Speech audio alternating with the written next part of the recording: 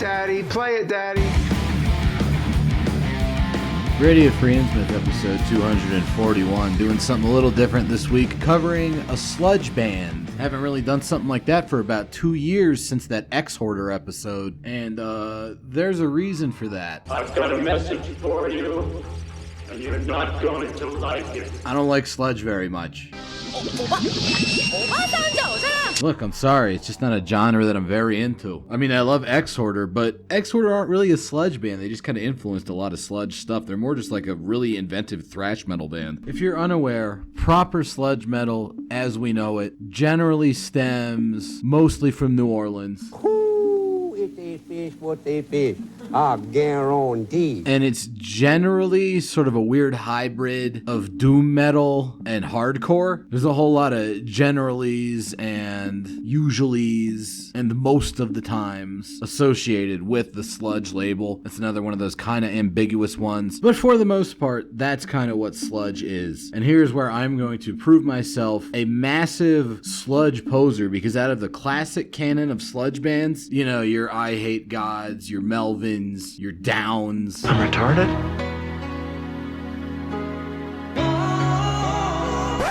Out of all of those classic sludge bands, my favorite one is probably Crowbar, which is honestly, despite being perhaps the oldest, maybe the least sludgy of the classic sludge bands. There's not really a whole lot of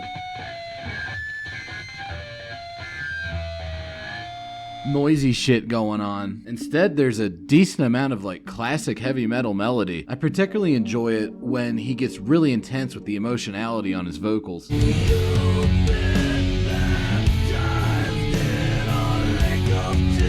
know, that kind of thing. Sort of a weird hybrid of a death growl, a scream, and a sung note. And it also works really well being bounced off of that surprisingly melodic lead guitar line. So yeah, I like Crowbar, and I know that's like entry-level sludge, but they kind of do it for me. I don't fucking know. But the really like feedback-laden, heavily hardcore influenced stuff, not my thing. Usually when I want to hear something like super angry, I'll just listen to classic death metal. 너는 산이야 바다야? See, I knew this question was coming. What about Ayosobayoth. I mean, conventional wisdom says that they're the most death metal of all the classic sludge groups. or were they?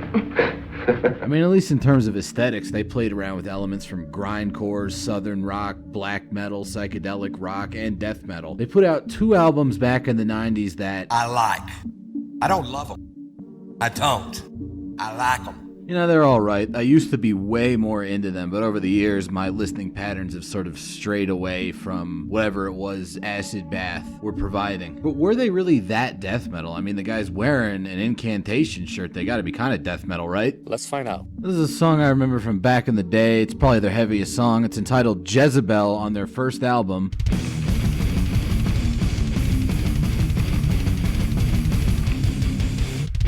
And that intro was definitely pretty death metal.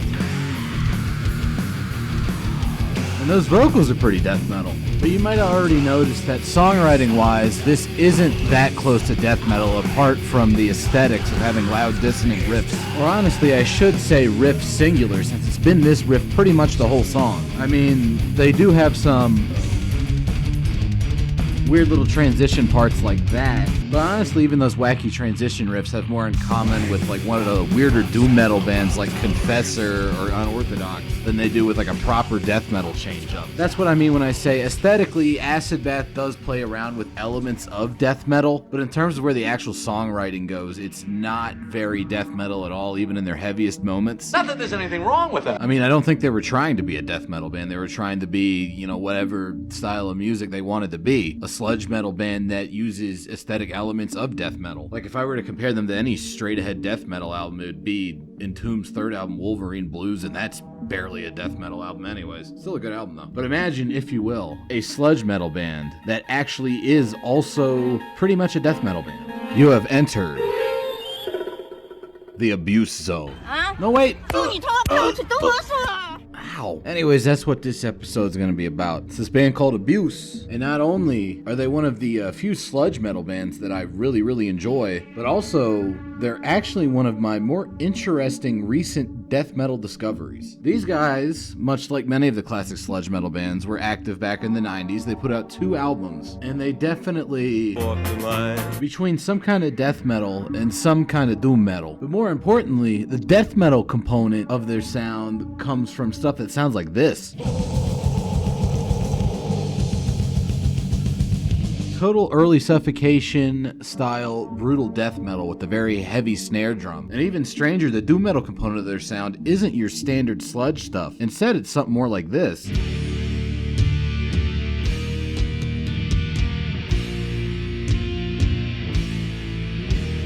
You know, like Solitude Aeternus or Crypt Sermon or maybe even Candlemass. Definitely not really swampy or bluesy in the way you would expect it to be. But one of the main things sludge has going for it as a genre is its sense of rhythmic fluidity. And it is by utilizing that as a backbone they are able to stitch together those 2 rather divergent influences of like super brutal death metal and I guess they call it epic doom metal. You know, the non-stonery side of old school doom metal. Observe. See, this is a total Suffocation style riff, albeit with more of a sludgy bounce to it. And the vocals themselves, at least in this part, are definitely straight ahead death metal vocals. But because of that rhythmic fluidity, they can pull off really weird transitions like this. A really weird take on epic doom metal with very clear divisions between the lead guitar and the rhythm guitar parts. The lead guitar doing these like wandering spooky leads, the rhythm guitar just straight up bashing chords. The clean vocals in parts like this are probably when they get closest to a more standard sludge band, almost kind of Alice in Chains sounding, but a lot more nihilistic in tone and timbre.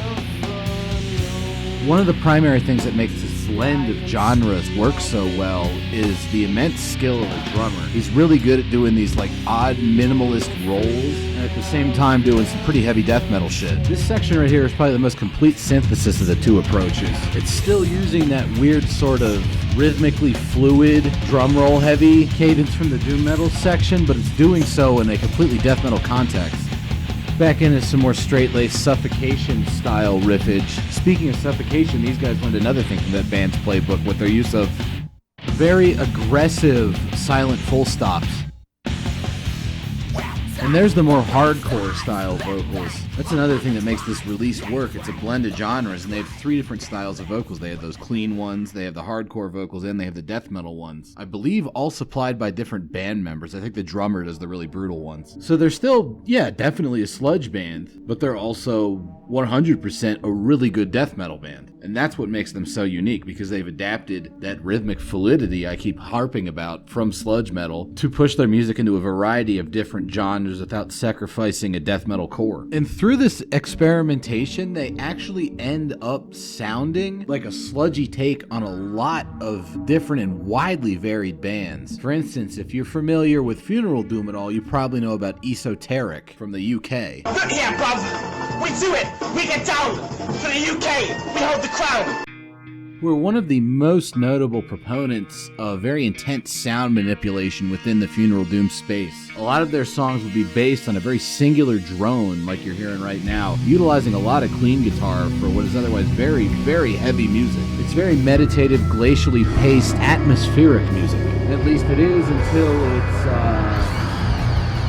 not, because they're also rather fond of jumping into very noisy, chaotic death metal sections. They're one of the most unique funeral doom bands and one of my personal favorites, and wouldn't you know it, Abuse, through all of their wacky manipulations and genre crossings, often end up sounding a little bit like Esoteric, albeit in a very sludge metal context. For example, the song Whose Shame on their first full-length album starts out with a bit of an ambient noise collage, which isn't that unusual for sludge. The darker and more ambient direction they've taken with it actually ends up making it sound a little bit like Esoteric. There's also some acoustic guitar stuff, which again isn't that out of the ordinary for sludge metal, but the way that they're doing it makes it almost sound like a black metal intro. When the doom metal proper starts after that weird intro, it's definitely not your typical sort of sludge doom type stuff. It's a little bit closer to like death doom or something, or even funeral doom like Esoteric, with that orchestral sounding percussion. And then that melody that was originally being played by the acoustic guitars comes back with all that flanger and weird effects on it. Very funeral doom sounding, very Esoteric sounding. The vocals are a little bit more standard sludge with this kind of narrative style, so it's a sludge metal take on funeral doom. And then the final aesthetic similarity with Esoteric is when they abruptly transition into fast, chaotic death metal. I don't even know if Esoteric was an influence on these guys at all, or if they even listened to any Funeral Doom stuff, but the mere fact that they were able to take all that sludge metal stuff and apply it to death metal and doom metal in that peculiar manner means they sort of accidentally turn into a Funeral Doom band occasionally, which I think is pretty interesting. Another sort of like weird aesthetic commonality this band possesses with a band you might not expect a sludge metal band to sound like is Cataclysm. Specifically like late 90s, early 2000s Cataclysm with songs like this. Astral Empire off the Stigmata of the Immaculate album, featuring a really weird high-pitched vocal performance halfway between a black metal scream and sort of like a hardcore metalcore thing. And of course the unmistakable Cataclysm style of very fast drumming that's always kind of set them apart from other bands. It's really good stuff, and it's about the farthest removed thing you can think of from your sort of typical sludge metal, and yet, particularly on their second album, when Abuse really upped their level of drumming in terms of technicality, they've got quite a few sludge metal songs that happen to coincidentally resemble a lot of that late 90s Cataclysm stuff. I mean, consider the song Sensual Rape. This sounds like Cataclysm, particularly in the vocals, the drums, and the guitar riffs. In fact, you could probably trick someone into thinking this is Cataclysm until the sludgier vocals come in. And speaking of sludge, check out this little rhythmic transition. More of that very heavy death doom stuff, again bordering on Funeral Doom. You're not going to hear that in a Cataclysm song. And the transition after this one is even stranger, where it sort of turns into a 90s hardcore band covering Bolt Thrower or something. The whole death/sludge thing that these guys do means they get to sound like a whole bunch of other bands while still generally sounding like a sludge metal band, even on some of the more initially hardcore punk sounding songs. This one, Crawl Space, starts out sounding like Stress Ball or Righteous Pig style stuff, very nasty, heavy 90s kind of hardcore influence. But then it very seamlessly transitions into some chaotic 90s death metal. Those double track vocals make me think of Deicide. Speaking of which, how's that for some nasty 90s Deicide sounding stuff? Very Legion adjacent. And then it goes into an even weirder direction. Oh fuck, I'm gonna drop it. Quality 25 to life style hardcore breakdown right after the weird Deicide stuff, which came right after that weird Righteous Pigs riff, and yet it's all being played by the same band. It's like you got this sludge metal band and they basically play music that sounds like generally everything that was cool about more extreme 90s metal stuff. Even songs that are a little bit more standard sludge metal fare tend to have this like very morbid atmosphere, almost kind of black metal with that bar chord riff, very heavy on the suspense, building up towards something much, much heavier right around here, where it goes back into that angular 90s hardcore sound, despite still maintaining that very swampy, bluesy, fluid cadence from that earlier atmospheric part. To demonstrate my point, they pretty seamlessly transition back into that atmospheric section from earlier. Despite being very aesthetically different from each other, both songs work within that same rhythmic configuration.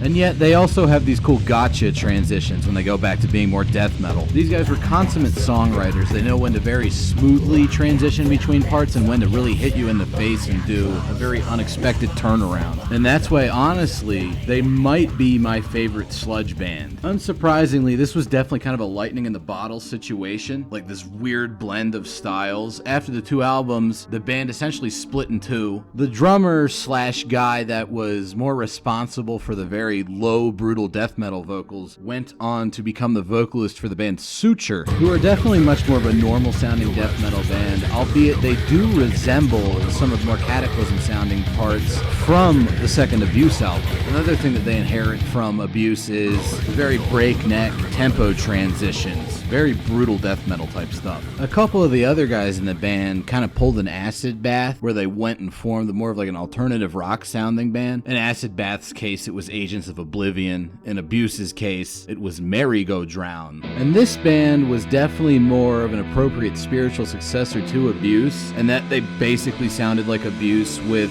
most of the death metal stuff taken out of it. There's notes of some kind of proggy power metal and a bit of industrial stuff going on in a addition to the more alternative rock core of the music. It's not really my favorite, but it's not bad for what it is. Both of these post-abuse projects definitely demonstrate how special Abuse was. It's something about when all those guys were together, they made some of the most amazing, weird death metal I've ever heard. Kind of a more than just the sum of its parts type thing. So hopefully you enjoyed it.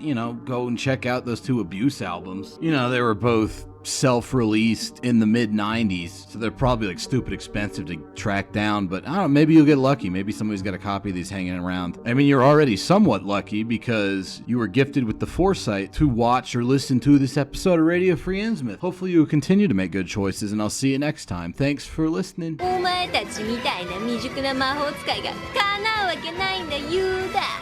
バカバカ